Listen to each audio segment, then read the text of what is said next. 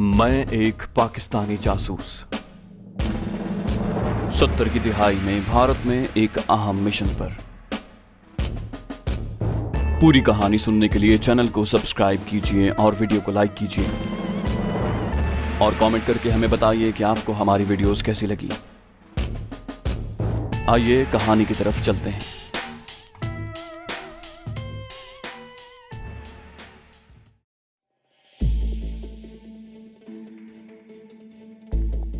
यशवंत ने हस्बे मामूल डाक पहुंचा दी थी और आइंदा इतवार तक मैं फारिग था। मैंने कर्नल शंकर के पास जाने का सोचा और शाम को मैं कर्नल शंकर की महफिल में बैठा हुआ था। आज उसके साथ एक और शख्स भी था। कर्नल शंकर ने मेरा पुरतपाक खैर मकदम किया और अपने साथ बैठे हुए शख्स से मेरा तारुफ करवाया। वो आगरा छावनी में स्टेशन्ड 6 पंजाब रेजिमेंट का कमांडिंग ऑफिसर था। हेडक्वार्टर्स में किसी काम से आया था। कर्नल शंकर की महफिल नाओनोश जब उरूज पर पहुंची तो उसने नशे में झूमते हुए मुझसे पूछा, विनोद, अगर तुम अपनी बेहतरीन चाय की पेटियां किसी महफूज जगह पर किसी एतबारी शख्स के हवाले करो और वो पेटियां गुम हो जाएं और तुम्हें बाद में मालूम हो कि तुम्हारा एतबारी आदमी लापरवाह और गाफिल शख्स है, तो अपनी इस नासमझी का इल्जाम तुम खुद को दोगे या उस लापरवाह और गाफिल शख्स को? मैंने कुछ सोचकर जवाब दिया, यकीनन मैं खुद को मुर्द इल्जाम ठहराऊंगा, क्योंकि जिस शख्स के पास मैंने पेटियां रखी थी मुझे उसके मुताल्लिक पहले ही छानबीन कर लेनी चाहिए थी। शंकर बोला, बिल्कुल दुरुस्त, और यही बात मैं कर्नल रंजीत को आज कई बार समझा चुका हूँ, लेकिन कुछ भी इसके दिमाग में समा नहीं रहा।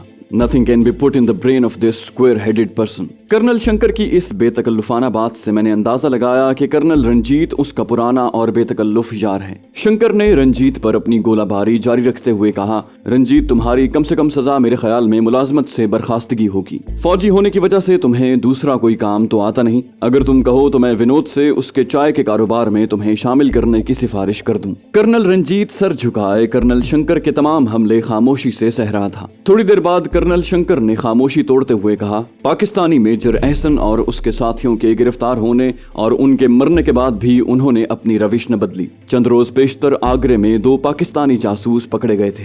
डिवीजन कमांडर ने उन्हें कर्नल रंजीत के हवाले कर दिया कि FIU के आदमियों के जरिए उनकी तफ्तीश करें। कर्नल रंजीत ने इसे बिला वजह की सरदर्दी समझते हुए उन्हें आगरे में DMI के हवाले कर दिया। DMI और FIU में हमेशा से एक तनाव मौजूद है। DMI वालों ने यहाँ अपने हेडक्वार्टर्स और आर्मी हेडक्वार्टर्स को मुत्तला किया। अपने हेडक्वार्टर्स की तरफ से मैं आगरा गया। वहाँ DMI वालों का मेरे साथ रवैया हतक आमेज था, क्योंकि वो सिर्फ प्रधानमंत्री को जवाब दे हैं। मैं उसी रोज वापस चला आया। DMI के दिल्ली के अफसरान अभी आगरा जाने का सोच ही रहे थे कि पाकिस्तानी जासूसों के साथियों ने न सिर्फ उन्हें छुड़वा लिया, बल्कि पहरे पर मौजूद हमारे 6 जवानों को भी हलाक कर दिया। अब कर्नल रंजीत को यहाँ जवाबदही के लिए बुलाया गया है। इसका GOC भी इसके हमरा आया है। उसे भी कर्नल रंजीत की तरह ही अपनी गफलत की जवाबदही के लिए बुलाया गया है। रंजीत मेरा पुराना दोस्त है और मैं इसे बचाने के लिए सब कुछ करने को तैयार हूँ, लेकिन अपने जनरल के सामने मैं किस हैसियत में इसकी सफाई दे सकता हूँ? कर्नल रंजीत थोड़ी देर बाद क्लब में अपने अलॉट शुदा कमरे में चला गया। कर्नल शंकर थोड़ी देर सर उठाए सितारों को देखता रहा और फिर मुझसे मुखातिब हुआ, विनोद, मैं तो हकीकतन पाकिस्तानी जासूसों के फरार और भारतीय जवानों की मौत से खुश हुआ हूँ। जासूस जिस नजरिए से दुश्मन मुल्क में दाखिल होता है उसे बखूबी इल्म होता है कि वो शेर के जबड़ों में अपना सर रख रहा है और उसके जिंदा वापस लौटने की उम्मीद बहुत कम होती है। गिरफ्तार होने के बाद उसे और उसके साथियों को उसी जज्बे के साथ अपनी रिहाई की कोशिश करनी चाहिए। गिरफ्तार जासूस को अपनी रिहाई और जिंदा रहने की उम्मीद हरगिज न रखनी चाहिए जब तक वो खुद अपनी जान दांव पर लगाकर अपनी रिहाई की कोशिश न करे। तशद्दुद सहकर अपनी जबान खोलने और तशद्दुद की वजह से जान देने से बहुत बेहतर है कि वो गिरफ्तार करने वालों की किसी भी कमजोरी को देखे तो उसका भरपूर फायदा उठाए। इस तरह या तो वो बचकर भाग जाएगा या फिर गिरफ्तार करने वालों की गोलियों से हलाक हो जाएगा। गिरफ्तारी के बाद तो मौत उसके सामने ही मंडलाती रहती है, इसलिए मौत का खौफ बिल्कुल न करे और अपने बचाव की कोशिश हरगिज तर्क न करे। कर्नल शंकर तो शराब के नशे में उस वाक़ये में भारतीय फौज की गफलत का बार बार जिक्र कर रहा था और मैं उसकी बातें इंतहाई गौर से सुन रहा था। दुश्मन मुल्क का एक कर्नल मुझे भारतीय समझते हुए ये राज की बातें बता रहा था जो मेरे सीनियर्स ने ट्रेनिंग के दौरान मुझे जरा नर्म अल्फाज में बताई थी। मैं तो दोनों की बातों का तज्जिया कर रहा था और तकदीर मुझ पर खंदाजन थी, क्योंकि मैं खुद भी इन हालात का शिकार होने वाला था। थोड़ी देर के बाद मैंने कर्नल शंकर से इजाजत तलब की। मैं उसके लिए कनॉट सर्कस से गर्म नमकीन काजू ले गया था। कर्नल ने मेरा शुक्रिया अदा किया और मैं वापस अपने होटल चला आया। आइंदा कल यानी हफ्ते को यशवंत की मुराद बरानी थी। यशवंत ने मुझे उस तकरीब में शमूलियत की भरपूर दावत दी थी, लेकिन मैंने माजरत कर ली और उसकी वजह ये बताई कि उसने अपने चंद ऐसे दोस्तों को भी मदऊ किया था जो उसकी असली माली हालत जानते थे। अब यकलख्त उसे इस तरह दौलत लुटाते देखकर वो अगर कुछ शक में पड़ गए तो वहां मुझे यानी एक अजनबी को उसके हमरा बेतकल्लुफी से पेश आते देखकर उनका शक दो चंद हो सकता था। यशवंत मेरी बात समझ गया। मैं उसे जनरल की सेफ के कागजात के मुआवजे की रकम पहले ही दे चुका था, लिहाजा उसने मेरी माजरत कबूल कर ली। मैंने उसे कहा कि तुमने देख लिया होगा कि तुम्हारे ताउन का इफ्जाना तुम्हारी उम्मीदों से बहुत ज्यादा और ठीक वक्त पर मिल जाता है। अब शिम्मी की वजह से तुम्हारी माली जरूरियात बढ़ जाएंगी। अपनी इतनी मेहनत से हासिल करदा खुशी को आरजी मत बना देना। शिम्मी जैसी औरतें मर्दों को चंद माह में इतनी खुशियां दे सकती हैं जो दूसरी औरतें जिंदगी भर अपने मर्दों को न दे सकें, क्योंकि शिम्मी जैसी औरतों के पेश नजर सिर्फ एक बात होती है कि किसी तरह अपने आशिक को खुश करके उसकी जेब खाली करें, और अपने इस मकसद के हुसूल के लिए वो नाजो अंदाज का हर हरबा आजमाती हैं। मैंने यशवंत को शहनशाह जहांगीर और नूर जहां का वाकया सुनाया कि अनारकली से अपने इश्क की नाकामी के बाद शहनशाह अकबर का चहीता बेटा शहजादा सलीम एक और कनीज मेहरुन्निसा के इश्क में दीवाना हो गया था। शहनशाह अकबर ने अपने एक सालार शेरफगंज से मेहरुन्निसा की शादी करवा के उसे बंगाल का सूबेदार मुकर्रर कर दिया। शहजादा सलीम जो अनारकली और मेहरुन्निसा जिसका नाम नूर जहां था, इनके इश्क में मुब्तला होने से पहले 2 अदद बीवियों और गालिबन 2 बेटों का बाप था। मेहरुन्निसा की शेरफगंज से शादी के वक्त तो खामोश रहा, लेकिन 7 बरस के बाद शहनशाह अकबर के इंतकाल के बाद जब वो नूरुद्दीन जहांगीर के नाम से तख्त नशीन हुआ तो सबसे पहला काम ये किया कि शेरफगंज को कत्ल करवा के मेहरुन्निसा को माँ उसकी शेरफगंज से 6 साला बच्ची के लाहौर में अपने महल में ठहराया और करीबन हर रोज निकाह की पेशकश करता रहा, जिसे मेहरुन्निसा हर बार ठुकरा देती क्योंकि वो शेरफगंज के साथ निहायत खुश खुरम जिंदगी बसर कर रही थी। वो जहांगीर को शेरफगंज का असल कातिल समझती थी। जहांगीर जैसे हुस्न परस्त की मुतलव्विन मिजाजी में भी अब ठहराव आ चुका था। बिलाखिर 3 साल बाद नूर जहां ने कोई चाराकार न देखते हुए जहांगीर से निकाह करने पर आमादगी जाहिर कर दी। जहांगीर का ये पहला इश्क था जो कामयाबी से हमकनार हुआ। उसने अपने पूरे नाम के शुरू के अल्फाज यानी नूरुद्दीन का नूर और जहांगीर का जहां अपनी चहीती बेगम मेहरुन्निसा को अता करके उसे नूर जहां और दूसरे लफ्जों में अपने जाती और बादशाही नामों का अव्वलीन हिस्सा देकर अपनी जात और शहनशाहियत में भी उसे खुद पर तरजीह दी। और हालत आखिरकार यहाँ तक पहुंची कि जहांगीर नामे में, जो कि जहांगीर की खुद नविश्त दास्तान है, उसमें जहांगीर ने तस्लीम किया कि शराब के जाम और कबाब के इवज उसने अपनी सल्तनत नूर जहां के सुपुर्द कर दी थी। सोने के सिक्के नूर जहां के नाम के साथ ढलने लगे। शाही महर नूर जहां को दे दी गई और नूर जहां इस अजीम सल्तनत के स्याह सफेद की मालिक बन गई। उसी नूर जहां की खुद नविश्त दास्तान में उसने एतराफ किया है कि जहांगीर से निकाह के बाद उसने जहांगीर को इस तरह अपनी मोहब्बत और चाहत के जाल में जकड़ लिया कि तमाम सल्तनत की मालिक बन बैठी। नूर जहां के बकौल जहांगीर जैसे आशिक मिजाज और अय्याश शहनशाह को काबू करने के लिए उसने जहांगीर के लिए ना और नहीं के अल्फाज अपनी लुगत से निकाल दिए थे। वो जहांगीर की इंतहाई फर्मा बरदार बीवी थी। जहांगीर से शादी के बाद भी उसने अपने हुस्न जमाल में कमी न आने दी।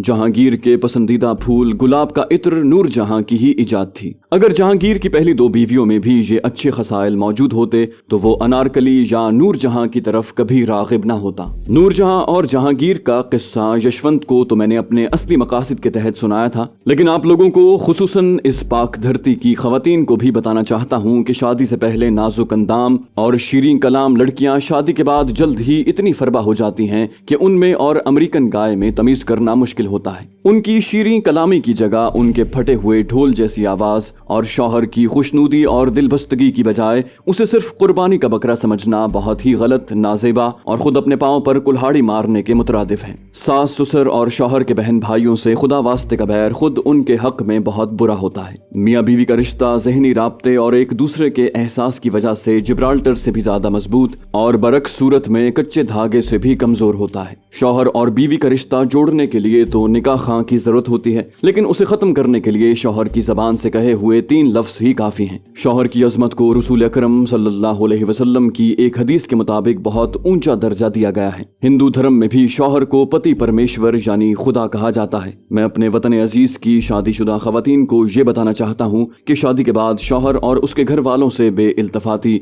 और शौहर के मिजाज के खिलाफ खुद को ढालने में न सिर्फ उनका अपना नुकसान होता है बल्कि सारा घर बर्बाद हो जाता है, क्योंकि उनके शौहर के दिल लुभाने को हर जगह शिम्मी मौजूद है। हफ्ते के रोज यशवंत ने हस्बे मामूल डाक मेरे साथियों को दी, जिसे उन्होंने फौरी तौर पर कॉपियां करने के बाद शाम से पहले ही लौटा दिया और इस नई डाक को भी कोरियर को दिए जाने वाली डाक में शामिल कर लिया। अगली सुबह स्पेशल कोरियर की आमद थी। मेरे साथियों ने हफ्ते की शाम ही मुझे बताया कि दिल्ली के बैरूनी शहर जाने और आने वाली बसों के अड्डों और रेलवे स्टेशनों पर भारतीय खुफिया पुलिस और फौजी आने जाने वाले मुसाफिरों पर कड़ी निगाह रखे हुए हैं। होटलों, सरायों और मुसलमान आबादियों की निगरानी की जा रही है। हमारे यहाँ की पुलिस की तरह भारतीय पुलिस भी ऊंचे दर्जे के होटलों में घुसने की जरूरत नहीं करती। मुसीबत आती है तो निचले दर्जे के होटलों की। मैंने अपने साथियों को चौकन्ना रहने और बिला किसी खास वजह के घर से बाहर निकलने की मुमानियत की। मैं जल्द ही अपने होटल वापस चला आया और सीनियर्स के नाम अपने खतूत को आखिरी टच देने लगा। इतवार की सुबह मेरा एक साथी डाक उठाए और दो दूसरे साथी उसे और मुझे कवर देने के लिए मुकर्रर जगह पर पहुंच गए।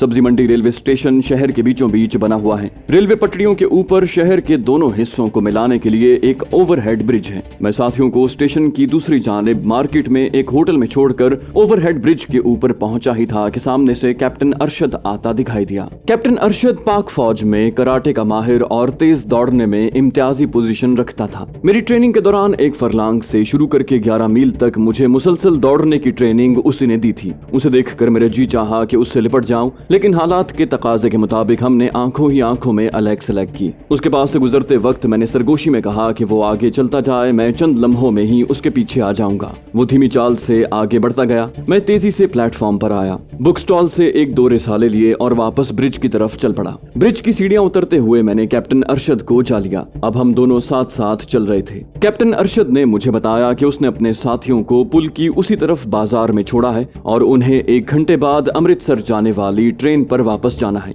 अमृतसर के नाम पर मैं चौंक पड़ा और पूछा कि कोई नया रास्ता तलाश कर लिया है। कैप्टन अरशद ने बताया कि अमृतसर से पाकिस्तान को जाने का एक नया रास्ता हाफिज के कुरियर्स ने पिंड कंजरी के रास्ते से दरियाफ्त किया है। हाफिज लाहौर का रिहायशी और पाक भारत सरहद का स्मगलर था। भारतीय जानिब के 6 स्मगलर उनके साथी हैं और वो बॉर्डर से लेकर अमृतसर ट्रेन की रवानगी तक पाकिस्तानी मेहमानों को अपनी हिफाजत में लेकर जाते हैं। ये उनका तकरीबन रोज का मामूल है और हाफिज भारतीय स्मगलर्स की लाहौर आमद और वापसी पर बॉर्डर तक उनकी हिफाजत का जिम्मा लेता है। हमारा इदारा हाफिज को सहूलतें फराहम करता है, जिसके इवज उसके आदमी हमें बॉर्डर के आर पार ले जाने की जिम्मेदारी उठाने को तैयार हैं। इसी रास्ते को देखने और चेक करने के लिए वो खुद आया है। उसने बताया कि मंडी सादिकगंज, जहां से हम भारत में दाखिल हुए थे, उसकी निस्बत ये रास्ता आसान और कम खतरनाक है, क्योंकि बॉर्डर के दोनों तरफ एक एक फरलांग के फासले पर 2 गांव हैं जिनके रिहायशी इस काम में मुलव्विस हैं और वही दिल्ली तक आए हैं और वापस भी वही लेकर जाएंगे। दौरान गुफ्तगू हम उस रेस्टोरेंट के सामने पहुंचे जहां मेरे साथी मेरे इंतजार में थे।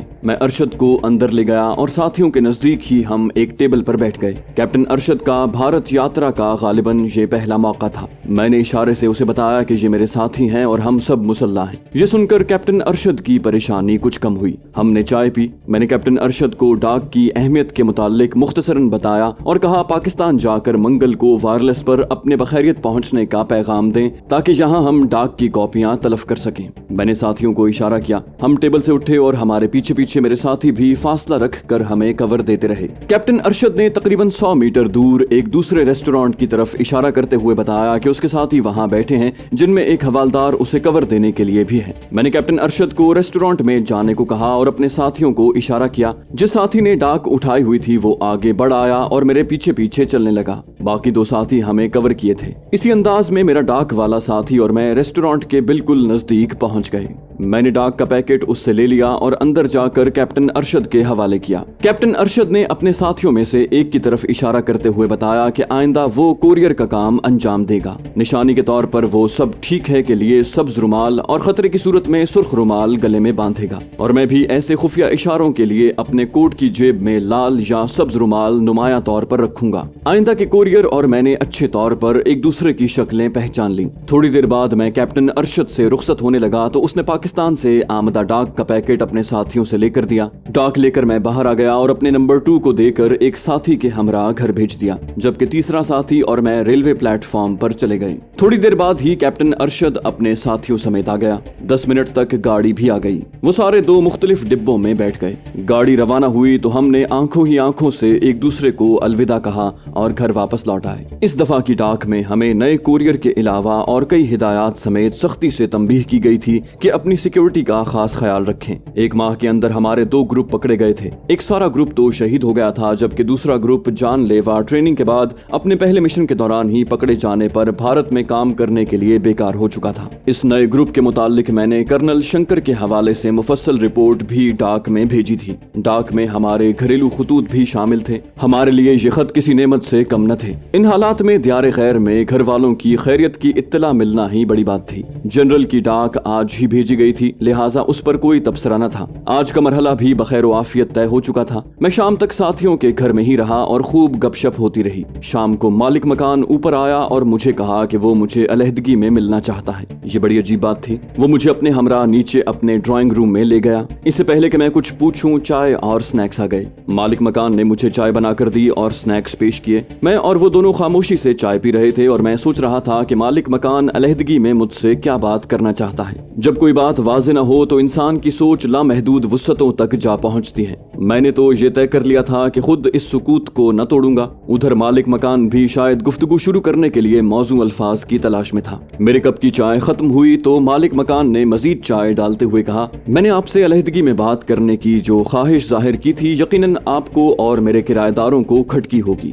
लेकिन इसके सिवा कोई दूसरा चारा भी न था। कई माह से आपकी यहाँ आमदोरफ्त और अपने किराएदारों का मुझे ये बताकर मकान किराए पर लेना कि वो मुख्तलिफ शहरों से कारोबार के लिए दिल्ली आए हुए हैं। इनका अपने कारोबार के लिए कभी भी कारोबारी औकात में घर से बाहर न जाना बड़ी अजीब सी बात लगती है। अगर मैं अपनी फैमिली के साथ यहाँ न रहता तो मुझे सिर्फ वक्त पर किराया लेने से ही गरज होती, लेकिन इकट्ठे रहते हुए मुझे इन पर निगाह भी रखनी पड़ती है। मेरी जवान बच्चियां हैं और एक ही घर में रहते हुए मेरे लिए ये बहुत जरूरी था। वो जरा खामोश हुआ तो मैंने पूछा कि क्या किराएदारों ने कोई नामुनासिब हरकत की है। वो बोला, नहीं जी, ऐसी कोई बात नहीं। इनकी शराफत की तो मैं कसम खा सकता हूँ। वो तो एक तरह से हमारे रखवाले बने हुए हैं। मालिक मकान ने ये कहकर मेरे इस वहम को दूर कर दिया। बोला, जनाब, बात दरअसल ये है कि आपके साथ उनकी गुफ्तगू के अंदाज और आपकी गैर मौजूदगी में आपको चीफ के नाम से मुखातिब करना और आपको सर कहने से हमें तो ये यकीन हो गया है कि आप कारोबारी लोग नहीं हैं। ऊपरी मंजिल के बरामदे में बैठकर आहिस्तगी से की हुई गुफ्तगू भी हमें नीचे सुनाई देती है।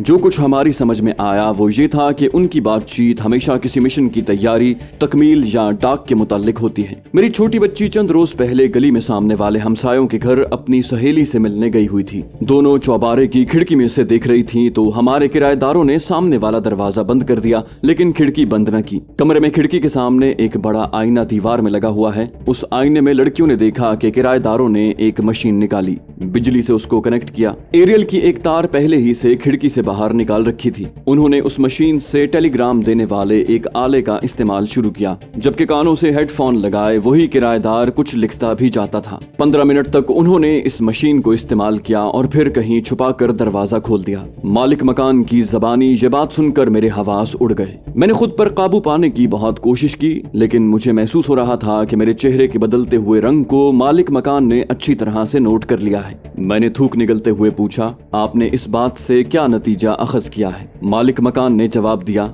मेरे ख्याल में आप किसी गैर मुल्क या पाकिस्तान के लिए काम कर रहे हैं और आप सब पाकिस्तानी हैं। मैं कुछ देर खामोश रहा और हवास को मुजतमा करके उसकी आंखों में आंखें डाल कर कहा, अगर आपको यकीन है कि हम पाकिस्तानी हैं और पाकिस्तान के लिए काम कर रहे हैं तो आपके लिए तो ये सुनहरी मौका है। पुलिस को इत्तला देकर हमें पकड़वा कर आप न सिर्फ खासे बड़े इनाम के हकदार बन सकते हैं, बल्कि भारत से वफादारी का नाकाबिल तरदीद सबूत भी दे सकते हैं। मेरे ये अल्फाज डूबते हुए शख्स की आखिरी कोशिश के मुतरादिफ थे। मालिक मकान ने मेरी बात सुनते ही लाहौल पढ़ा और कहा, जनाब, मैं आपको नहीं जानता, लेकिन इतना जरूर समझता हूँ कि खुदा न खास्ता अगर मेरी सोच ऐसी होती तो आज आप पुलिस या फौज की हिरासत में होते। हम अल्हम्दुलिल्लाह मुसलमान हैं और दुनिया भर के मुसलमानों और खुसूसन पाकिस्तानी मुसलमानों को अपना कबीला समझते हैं। हम दिल्ली के पंजाबी सौदागरान फैमिली से हैं। पाकिस्तान में भी हमारी खासी वसी रिश्तेदारी है। आपने ये कैसे समझ लिया कि हम आपको पकड़वा देंगे? जनाबे वाला, मैं आपके मुताल्लिक ये यकीन करके कि आप वाकई पाकिस्तानी हैं और पाकिस्तान के मफाद में काम कर रहे हैं, आपको दिल्ली में उन मुसलमानों के मुताल्लिक बताना और मिलाना चाहता हूँ जिनकी ज़ेर ज़मीन सरगर्मियाँ भारत के खिलाफ हैं और वो कोई ऐसा मौका ज़ाया नहीं करते जिससे हिंदुस्तान को ज़िक पहुँचाई जा सके। मेरे लिए मालिक मकान की ये बातें इतनी अचानक और खिलाफ तवक्को थी कि मैं फौरी तौर पर कोई फैसला करने के काबिल न रहा। चंद मिनट तो मैं खामोशी से उसे देखता रहा और इस दौरान उसके मुतालिक सैकड़ों मस्बत और मनफी ख्यालात मेरे दिमाग में आए। वो हमारी असलियत और ट्रांसमीटर के मुतालिक जान चुका था। ऐसी सूरत हाल दरपेश आने पर हमें जो हिदायत दी गई थी उनके मुताबिक तो उसे बिला ताखीर खत्म कर देना चाहिए था। उसी के साथ मुझे यशवंत का ख्याल आया, जो हिंदू होते हुए भी अपनी अगराज और अपनी जान के खौफ से हमारे साथ भरपूर ताउन कर रहा था। जैसा कि मैंने अभी अभी मालिक मकान से कहा था कि हमारे मुतालिक इतना कुछ जान लेने के बाद तो उसे पुलिस को इत्तला कर देनी चाहिए थी। उसका पहले ही से ऐसा न करना और हमें पाकिस्तान के हमदर्दों से मुतारिफ करवाने की पेशकश करना उसकी कोई चाल नहीं हो सकती थी। मैंने खामोशी के इन चंद मिनटों में बहुत कुछ सोचा और बिलाखिर इस ज़हनी कशमकश से निकलकर एक फैसला कर लिया। मैंने मालिक मकान को मुखातिब करते हुए ठहरे हुए लहजे में कहा, मैं आपको फिलहाल अपने और अपने साथियों के मुतालिक यही बता सकता हूँ कि आपने जो कुछ सोचा है वो दुरुस्त है। हम अपनी जानें हथेली पर रखे ये काम कर रहे हैं और अपने काम में रुकावट बनने वाली हर हस्ती को बिला ताखीर खत्म कर देने में हमें कोई आर या झिझक नहीं। लेकिन अपने वतन के हामियों के लिए हम अपनी भी जानें लड़ा देने को तैयार हैं। आपने हमारी हकीकत जानने के बावजूद जो रवैया अपनाया है उसकी वजह से आपके खुलूस पर तो कोई शक व शुबा नहीं। आपने ज़ेर ज़मीन हमदर्दों का जिक्र किया है। इम्कान हो सकता है कि उनमें शायद कुछ काली भेड़ें भी मौजूद हों। हमारी जानों से बहुत ज्यादा अहम हमारा मिशन है, लिहाजा आप उनको हमारी असलियत के मुतालिक फिलहाल कुछ न बताएं और हमें उनसे मिलवाएं। हम खुद अपने ढब से उन्हें ठोक बजाकर तसल्ली करेंगे। आप उन्हें हमारे मुतालिक यही बताएं कि हम उनके हम ख्याल भारतीय मुसलमान हैं और उन्हें ये भी न बताएं कि मेरे साथी आपके किराएदार हैं। मैं जाने के लिए उठा तो मालिक मकान ने बढ़कर मुझे गले लगा लिया। उसकी आंखों से आंसू बह रहे थे। वो कहने लगा, पाकिस्तान ही हम भारतीय मुसलमानों की आखिरी उम्मीद है। मशरकी पाकिस्तान में अंदरूनी गड़बड़ और बगावत से फायदा उठाकर भारत ने जो कुछ किया उससे भारतीय मुसलमानों की आंखें खुल चुकी हैं और चाणक्य के पैरोकारों का असल रूप सामने आ गया है। अपने ही हम मजहबों की जातों के ऊंच नीच में यकीन करने वाला हिंदू भला मुसलमानों को कैसे बर्दाश्त कर सकता है। हमें तो वो मलिच कहता है, यानी अपनी कमतरीन जात शूदर से भी कमतर, जिसका साया भी पड़ जाने से वो भ्रष्ट हो जाता है। भारत में सेकुलरिज्म के झूठे प्रोपेगेंडे का पोल मशरकी पाकिस्तान में उसकी मदाखलत से खुल चुका है और जो भारतीय मुसलमान इस प्रोपेगेंडे का शिकार हो चुके थे वो भी अब इस मुतासिबाना ज़हनियत को बखूबी जान चुके हैं। चंद गद्दार मुसलमान खानदानों को छोड़कर जिन्हें भारतीय हुकूमत ने मराद देकर खरीद रखा है, सारे भारत के मुसलमान एक हो चुके हैं और आप देखेंगे कि जब भी वक्त आया तो भारतीय मुसलमान वही किरदार अदा करेंगे जो मशरकी पाकिस्तान में मुक्ति बाहनी ने हुकूमत के खिलाफ किया था। मैं आइंदा चंद रोज में चीदा चीदा हम ख्याल साथियों को एक जगह इकट्ठा करके आपसे मिलवाऊंगा और उस मीटिंग के दिन, वक्त और जगह का आपके साथियों को बता दूंगा। मालिक मकान से रुखसत होकर मैं अपने साथियों के पास चला गया और उन्हें इस गुफ्तगू के मुतालिक बताया। उन्होंने भी मेरे फैसले की तायद की और मैं इस होने वाली मुलाकात की रोशनी में अपने एक नए मिशन के खद्दोखाल बनाता हुआ अपने होटल वापस चला आया।